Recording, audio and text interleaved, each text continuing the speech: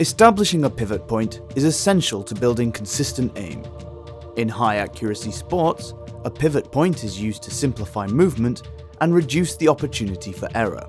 Limiting movement to one pivot makes it much harder to perform a movement incorrectly. For mouse aiming, the pivot point will be a point between your wrist and elbow that maintains continuous contact with your desk. When aiming side to side, you rotate around this point.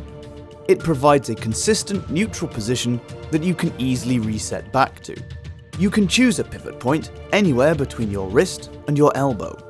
A pivot point close to your wrist will lead to a wrist aiming technique and require a high sensitivity.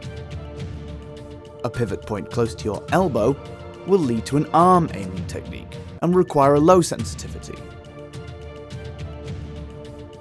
We recommend a pivot about halfway between your wrist and elbow, which will lead to arm aiming for larger movements and wrist aiming for smaller ones.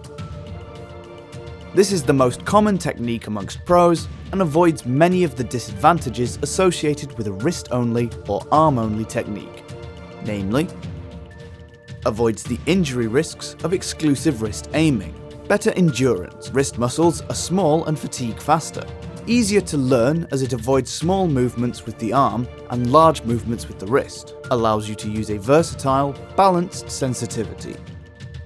Feel free to use whatever pivot you prefer. The most important thing is to choose one and stick with it. Consistency is key.